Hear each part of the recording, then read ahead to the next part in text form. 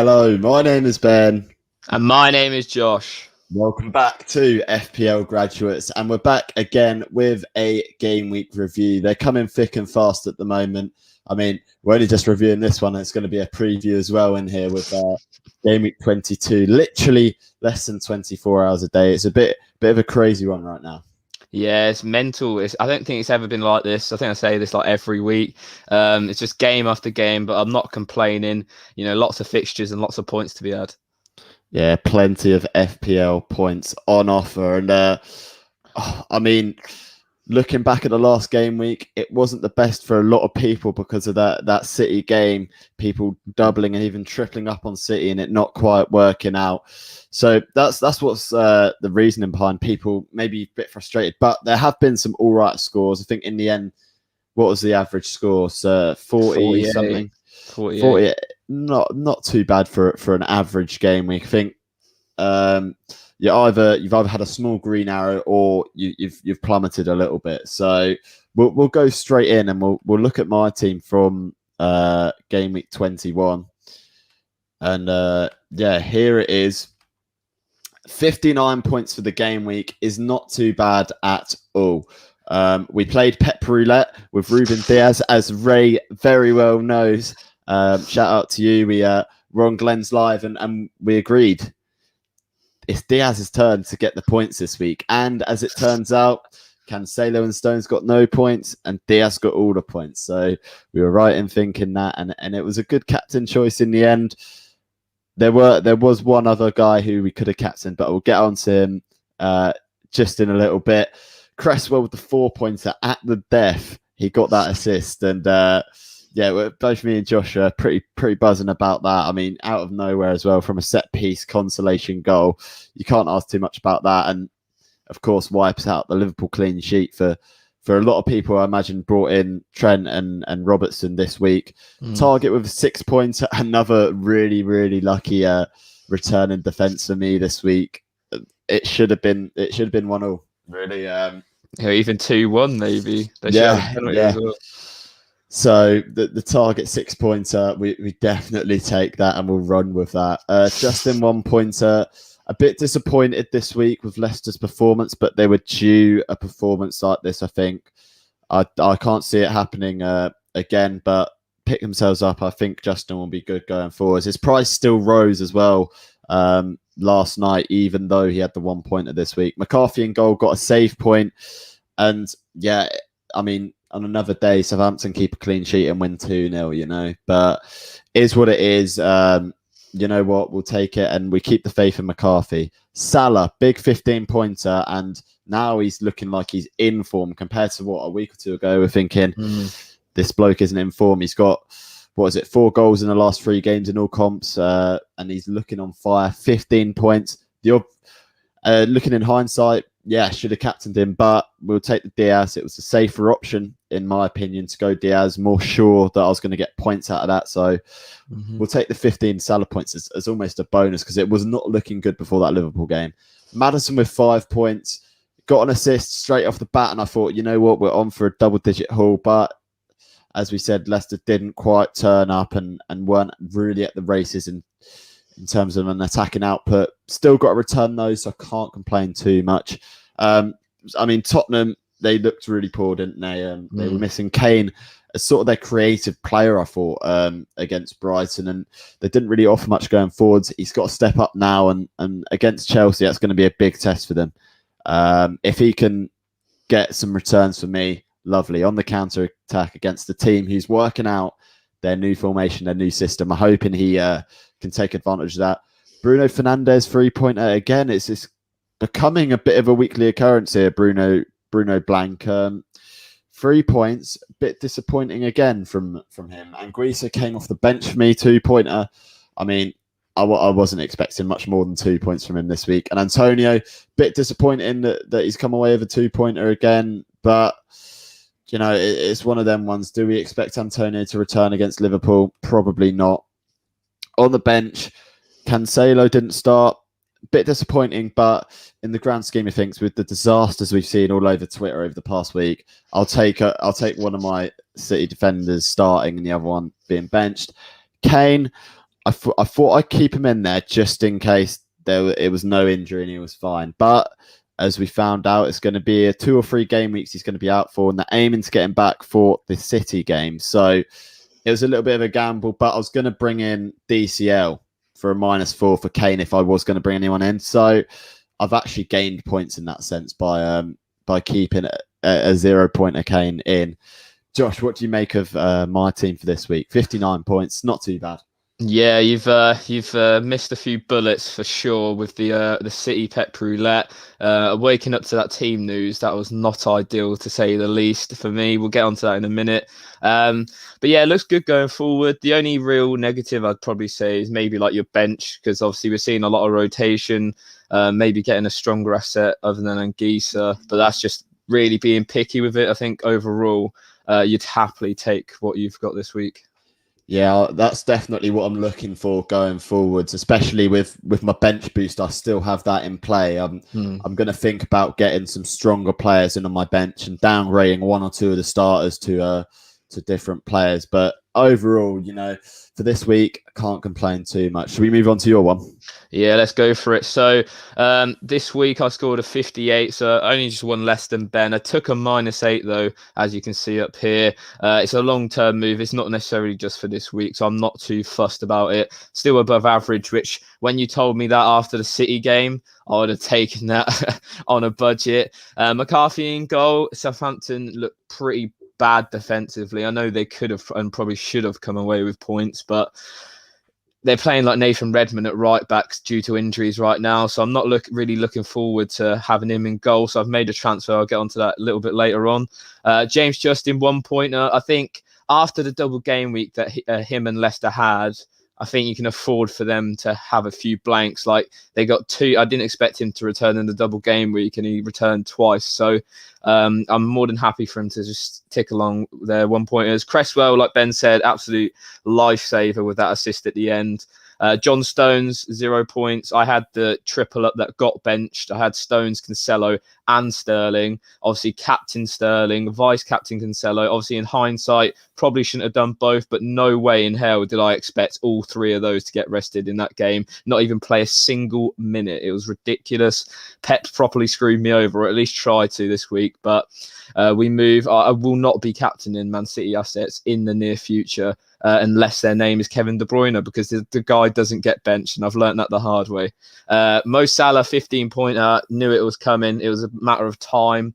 So nice for him to get that. He always scores against West Ham, so nice for him to get that. Obviously was joint best captain pick for me this week, but never really in my thoughts, because I would rather watch him play well and then like hop on it later. Bruno,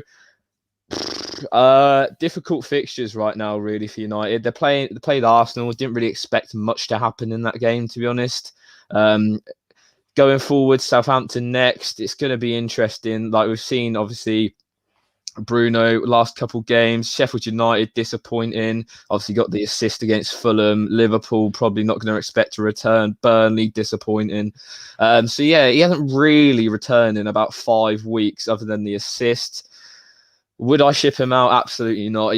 There's no premiums right now. He's still got the potential to return big, especially if United can bounce back after these 2 poor results.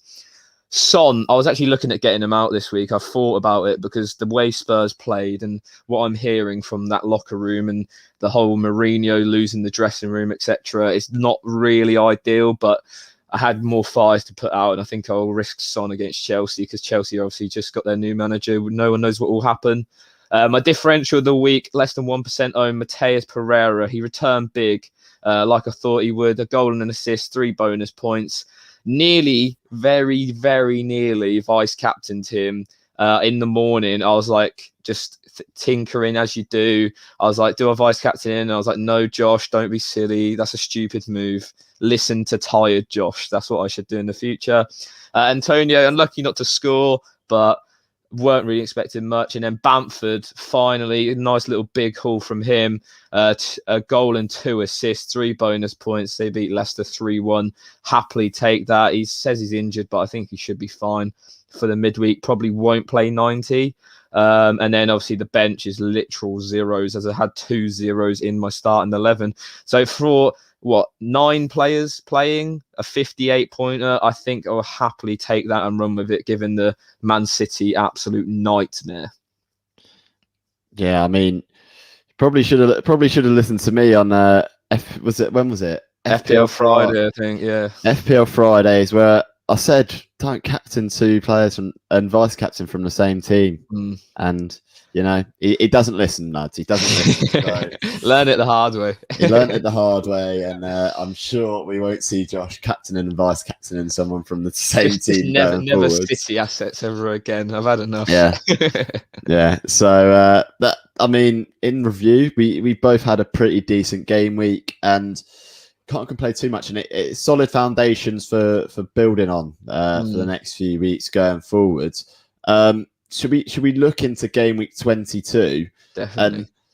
And look into what we're both planning on doing, or have done, should I say? Because I've made my transfer this afternoon before we go on. I just want to see in the comments. Have a guess who I've brought in. I'll tell you, I've taken Kane out. Comments, get in there. Have a guess at who you think I've brought in. I'll bring up the team here, but I won't show you my striker just yet. All right. In the comments, get in there. Have a guess at who you think I've brought in up front. Josh, you know who it is. I do. Is it a good choice? Is it a bold choice, or is it a sensible one? It's definitely bold. I don't think anyone will get it in the comments.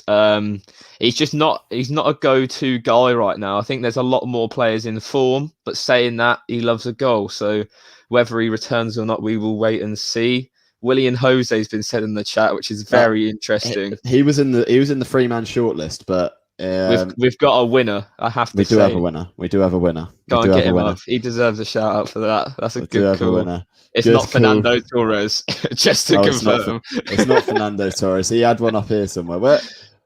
Oh, here it is. Is he the first one that said it? Yeah, he was. Yeah, I think so. So let's scroll down and look at the team. Bang! Here it is. Yet again, we somehow managed to be on a Southampton triple up this week. There you go. McCarthy in goal, as per usual. He won't change going forwards, I don't think, unless I hit my wild card potentially, and things could change. But for now, happy with him in goal. I do see Cancelo starting against Burnley away. He had a rest, and Pep tends to play him, then play him, and rest him like he does with a lot of these defenders. I think Diaz is crucial in that City defence, so no doubt in my mind he's going to start. I can't see Laporte and Stones being put together. Just don't see that happening at all. I think Diaz will start again. Justin and Cresswell, I mean, I'm hopeful Justin will get attacking returns this week. And Cresswell, the same as, I think he's more likely to get a clean sheet this week against Villa. Salah captained, I think, as soon as he got them 2 goals, as soon as he's seen he's in form, I'm just going to put it straight on him. Don't mess about with it. I put Maddison as the vice captain because against Fulham, hopefully, he could do something there. Son against Chelsea, keep him in because this could be a big moment in Tottenham's season. If they beat Chelsea, then their form will definitely pick straight back up to what it was near the start of the season. Fernandes at home to Southampton. Again, we've kept the faith. I don't see any other premiums who would want to get in over him, even if he is not in the best of form right now. And then up front, the two almost differential boys is in Antonio and Danny Ings. I brought Danny Ings in because I potentially think he could do something against Man United, but I'm looking at these 2 fixtures here. Newcastle away and Wolves at home is where I'm looking for him to bring in my big points. And on the bench, we've got Target, which could change for Cresswell. It's a thinking process. Who do I want to drop? Who do I want to keep in? And then on the bench as well, Anguissa, Brewster, and Forster as per usual. Now, it's a bold choice going for Danny Ings, isn't it? It's a bold choice. Very bold, yeah. Yeah, I don't know. You're saying you wanted like an outsider sort of this week, something a bit tasty. I think he's definitely one of those picks. It's just Southampton right now don't look great compared to how they have looked throughout the season. I think they're on the same amount of points as Leeds right now. So if we think about how contrasting everyone's views on those two teams are, it's quite interesting to see. But yeah, it'll be interesting. If anyone's going to score against United, it's going to be Danny Ings. Yeah, I thought, even saying that their form isn't great, I thought they were really unlucky against Aston Villa. Yeah. And Danny Ings, it was Danny Ings that scored that one, wasn't it? That was Goal, offside. Yeah. And then if Southampton should have had a penalty as well, I imagine Danny Ings is the one that's going to be on that all the time as well. So I think you look at the stats, they say that it's not a great pick, but I'm looking at the fact that he should have scored 2 goals last week, and everyone would have bought him in if he did score them 2 goals, So I'm looking at that. Danny Ings was unlucky last week, and he's looking to really get redemption and get some points on the board. Looking at his form at the start of the season, it was great. He's coming back to full fitness. I think he is back at full fitness now. He played 90 minutes against Aston Villa. So, you know what? That's where I'm hoping the surprise points will come this week. It's a nice 3-week punt whilst Harry Kane's out. And then after that City game against Spurs, that's when I can look to bring Harry Kane back in. And Danny Ings or Antonio can go based on who is in the better form. Yeah, I think, it's a good move. Let's have a look at my transfer then. It's a bit of a boring one, I'm not going to lie to you, but it needed to be done. You can pick up points in this area. I've took out Matt Ryan. Obviously, he lost out of favour at Brighton. Southampton and Brighton had really good fixture rotation, so that's why I went with those two. But Ryan got loaned out to Arsenal now in this January transfer window. So I brought in Areola. He's going to start for me over McCarthy. I think Leicester struggling really, as we saw against Leeds. Leeds are a rubbish defensive team, and they only managed to get 1 goal. So I think Areola and Fulham, they defend very well. I wouldn't be surprised if Fulham keep a clean sheet in that game. So he's back in there for me. Justin, obviously, like I said, he's more than happy to sit there. It's between him and Cresswell for me as well. Obviously, Cresswell is the top scoring defender in the whole of FPL this season, which is crazy. Doing really good things there for West Ham. All right, the City double up. They've both been rested. If neither of them start, I'll be really, really angry, because Pep should not be. Like, why is he dropping John Stones? He's in the form of his life. Same with Cancelo, probably. Like, what are you doing, Pep, mate? I need to be inside your head. Bruno, I reckon he'll return against Southampton. It's been too long. He looked really, really frustrated against Arsenal when they came off in the 0-0 draw. But equally, he did look quite tired. So whether or not fixture congestion's eating him up a bit, you will wait and see. Son was going to be my other transfer. Like, if I didn't do Areola, it was between those two. But like Ben said, no one really tickles my pickle in the midfield department of that sort of price. Like, it's literally just these guys, and that's probably about it. I don't really want the funds to go elsewhere. I'm quite happy with my team right now. Sterling's got to start. He got 90 minutes rested. Don't see how he doesn't start, to be honest. Mo Salah, same what Ben said. When Mo Salah's in form, you captain him. That's the end of the day. That's all you need to do. Pereira's on Vice at the minute. It might change. I just think Sheffield United away is a good fixture. Sheffield United only kept 1 clean sheet in their last 5 still, despite being the better defensive team. And like we saw against Fulham, if anyone does anything for West Brom, it goes through Pereira, which is great. I thought Diagne, who come on for West Brom, he changed the game, and that's why Pereira got his goal. So hopefully Diagne starts for West Brom, because I liked their little link up when I was watching that. Bamford, he should be fit. I don't really have any issues with that. Obviously, scored 15 points, not going to bench him. He's also on penalties, so I'll take that all day. Antonio, Villa away. I'm looking for him to pick up his form. If he drops off, he could be one to be replaced. There's lots of strikers in and around 6 million. We've seen Callum Wilson pick up his form against Everton now. And obviously Ollie Watkins as well. So interesting there. And like I mentioned, Aaron Cresswell could start, yet to decide. Brought in Mitchell last week. He didn't play against Wolves, which was really disappointing. So hopefully he's back in the team. Obviously McCarthy and then Keenan Davies. So pretty similar to Ben in terms of captaincy picks. I just don't really see a better one than Mo Salah this week, to be honest. Yeah, I mean, captaincy-wise, you can't look past Salah. I think it's too silly not to. I mean, as soon as he scored the first goal, I was like, yeah, he's got to be my captain for next week.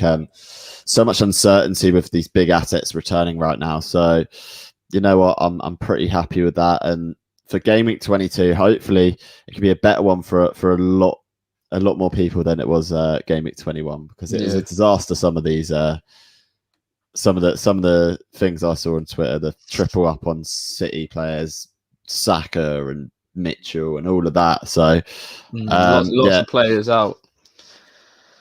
We'll go into some questions on the chat here. Is it worth bringing in Ings as I am benching him as Kane's going down in price? Should I save transfer? So personally, Ings for Kane is the one to go for me right now. Glenn is in a bit of a predicament. Josh, what do you make of his sticky situation with his FPL right now? Yeah, that's what you get for tripling up on Arsenal, I guess. But yeah, Saka, I don't even know what the injury news is in him. It's like he was almost certain to start against United and then he was dropped. So you think he is injured. No wild card. Just make as many transfers as you feel comfortable doing. If there's players out long term like Kane is, he's easy to ship off. Like, there's no point keeping hold of an 11 million attacker if he's out for 3 weeks. So maybe take a few hits, because if they're not playing, it's sort of a no-brainer, really. Yeah, another question about Saka. Would you move him on, and for who of a similar price? I mean, I probably would. It's a hip injury. I think he's probably going to be out at least another 1 or 2 game weeks, to be honest. I know it says on the app it's 50% chance that he plays, but do you really want to take the risk? Maybe for a similar price or even lower, we're talking like Emile Smith-Rowe of Arsenal is probably someone you could replace him. Yeah, there's loads of options. You got Souček, you got Pereira, you got Callum Hudson-Odoi, even who's come into form under Tuchel, hit the post, got an assist against Burnley, so he'd be interesting. The only issue I have with Hudson-Odoi is he going to play every single game? We've seen Tuchel chop and change his team massively already. Marcus Alonso and Azpilicueta scoring at the weekend. It was like it was 2017 all over again. Yeah, I'm going to give it a couple more games or 3 or 4 more games to see who he trusts and starts. But a midfielder under 7.6 million is an interesting one, because again, there seems to be a few more coming out and really staking some points. A couple of the Leicester boys in recent weeks, I know they didn't return so many points against Leeds, but the likes of Maddison, Barnes, Tielemans in that Leicester squad, probably good options around that sort of £6 million price bracket. Yeah, I think Crystal Palace is a good team to look at. Obviously, Eze got the goal or the assist at the weekend, and they have a really good run of games going forward. So maybe Eze, Zaha, they're also solid options to look at. Rollo says Zaha or Grealish. For me, going forward, I'd probably choose Zaha just because of the fixtures, and I know how well Zaha plays in those easier fixtures. I don't know about you, Ben. Yeah, I mean, see, Zaha, the thing is, he's a very much form-based player. So if he's not getting returns week in, week out, he's not going to get anything for a while. I trust over the long term, not looking at fixtures at Grealish, because I think he could be, and he has seemed to be in the past, one that's fixture-proof. He's got a return for the first time in a while. Last game week, he got an assist, but maybe that he can kick on and get some more points. Just for me to be advocate of for Grealish. Is Mendy a good bench keeper? I think he's a bit too expensive to be benched. Me and Ben stick by the rule of 9 million in total for your keeper, really. If you're paying any more than that, I think you could get value elsewhere. Saying that, though, we're seeing the likes of Emi Martinez and like Nick Pope, they're nearly on over 100 points already this season for keepers, which is crazy. If you picked up Emi Martinez at 4.5 million, fair play, because you've got yourself an absolute steal. There's another question here. Is Antonio and Maddison a shout? They're both in my team right now. Antonio's still in Josh's team, I believe. So yeah, I'd say both of them really good shout. Keep an eye on Antonio, because I think West Ham are linked to another striker at the moment. So we'll see how that develops. Maddison's always going to be a shout when he's in form. Just make sure you you keep him in, keep an eye on him, because if he drops out of form, he could easily go 5, 6, 7 game weeks without a return. Yeah, it's interesting. Like for me, Leicester without Vardy is not as much of an interesting appeal to me. It doesn't appeal to me as much. So I don't know. I think Maddison is still a good shout. I think he'll get FPL returns. It's just Leicester won't be winning as many games as they usually do. Let's have a look at another question here from Vinicius, who says, "Will Foden play?" Not even going to try and answer that question. It's a good question. We'll try and pick the bones of this Pep team and kind of get an understanding of who's more likely to play, because with Pep you never know, do you really? So literally. If we look at, so he started, didn't he, and played a full 90. No subs were made in that game whatsoever. So Foden, Torres, Rodri came on in the 90th minute for Ferran Torres, I think. But other than that, it's barely anything. Yeah, I would say no. I'd say you wouldn't. I'd say no. To be honest, I reckon he might, but it's a very 50-50. You never know in those like attacking three positions who he's playing.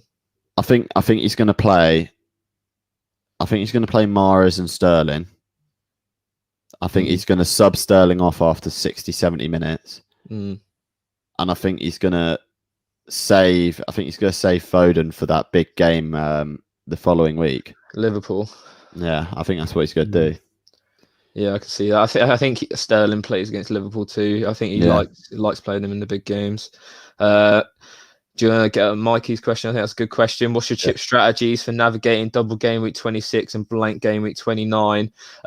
Me and Ben, Ben has his triple captain, wildcard and bench boost. I have just my wildcard and bench boost. So it would just be looking at strengthening the whole team, really, because both of our benches aren't exactly the strongest right now. Whether I don't know what I'm going to really do in terms of when I'm going to hit those chips, but we'll obviously let you know as and when that game week comes around. There's still 5 game weeks, in the way of that. So yeah, I think over the next few weeks, I'm going to try and strengthen my bench as much as possible.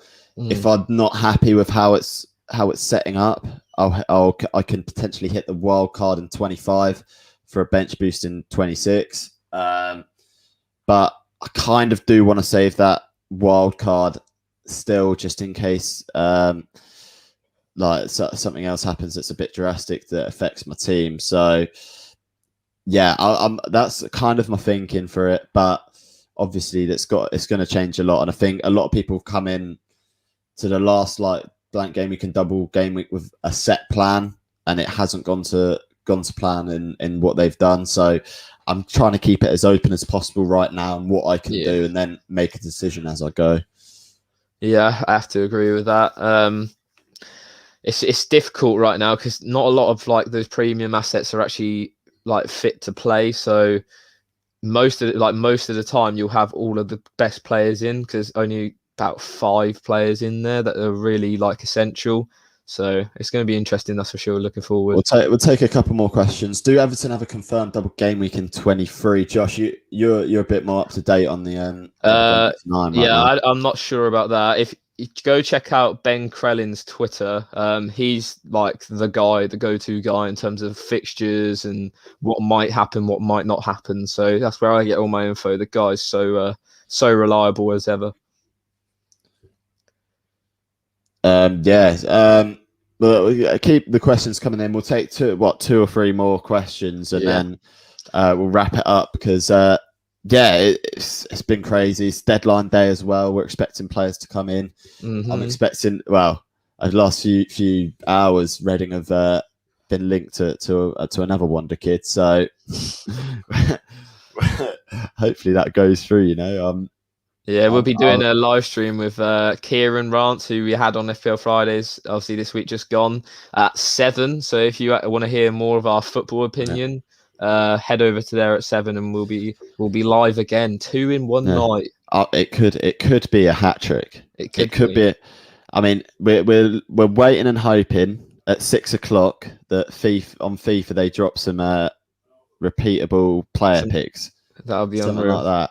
And if that is the case, I'll stream that on Twitch after we're live with Kieran. So that's going to be the plan. Kabak is confirmed to go into Liverpool. I think that's pretty much a done deal now. Yeah, so here There's we a couple, go. I can there's a couple confirm of complications earlier, but if we're looking at a price for him, what are we saying? I reckon 5.5, just sheerly because he's in Liverpool's defence. Same with that Davies, who they signed from Preston.